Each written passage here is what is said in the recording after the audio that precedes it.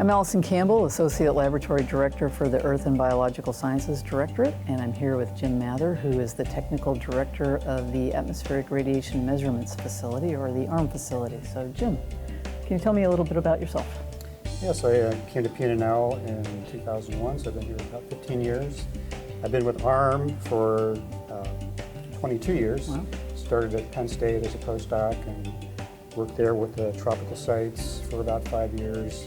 Took a short hiatus to teach for a few years and then came out here. So I've been with ARM almost since the beginning of the program. What's your educational background?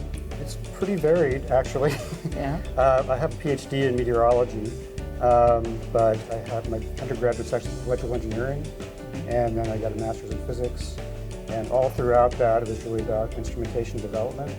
So did a lot of laboratory and field work with instrumentation, which was good training for working with ARM. I was going to say, yeah. So can you describe what ARM is and what it does for the community? Yes, it's an observational facility of the atmosphere, and so it's really designed to provide as complete as possible a description of the climatically relevant components of the atmosphere for understanding atmospheric processes, particularly the interaction of radiation in clouds and aerosols.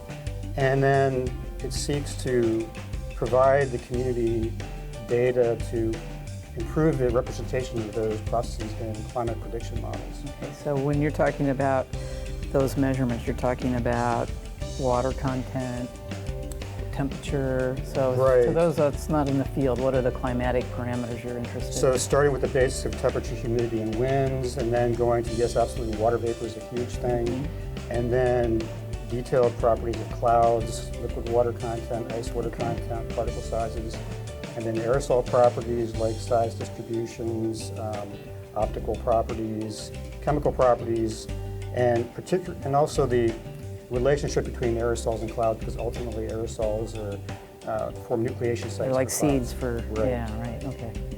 And then, so how do you get these measurements? So we have 6 field sites that operate continuously, which is a huge departure from the traditional model of going out for a few weeks. And then at each of our 6 sites, we have a really comprehensive set of measurements that operate 24/7, and usually 365. Okay. So how do you pick these sites? Does the community pick the site, or DOE, or your science advisors, or how do you pick a site? It's a competitive process. Okay. I should say that the permanent sites were set up through a series of workshops early in the program, identified as high impact. These are where there are significant issues with climate simulations. But then subsequent deployments of the mobile facilities goes out to the community. And so we have an open call for proposals to deploy these facilities. So if I'm interested in, say, understanding the environment or properties in a certain area, I could propose that? You could. Anyone can, and we have people within DOE, other agencies, and even international participants that do this. So these are the so-called campaigns that we hear about. Correct. When you go out. The large campaigns. We have a whole spectrum of campaigns ranging from these deployments of the mobile facilities to our aircraft, to someone bringing an instrument out to one of our sites. So those would all be considered campaigns. But these large field campaigns of the mobile facilities do go out for the same type of community review. And we look for things like, or I should say the science board looks for things like, is this a data poor region? Is this an important issue for climate science? Okay. And is there a viable plan to support the campaign? Because we certainly have had proposals that were just not feasible.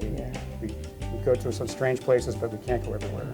You kind of touched on a couple elements of ARM that I think people may not understand, which is it has ground-based measurements, where you maybe using radar systems or things like that. But you also have aerial-based systems, or an airplane and unmanned systems. So can you kind of describe that a little bit?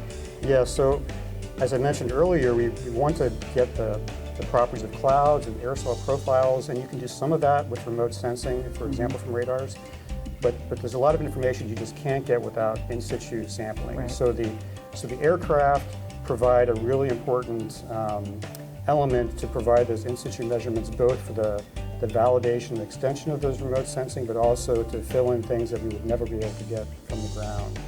Well, thanks. Thank you. All right.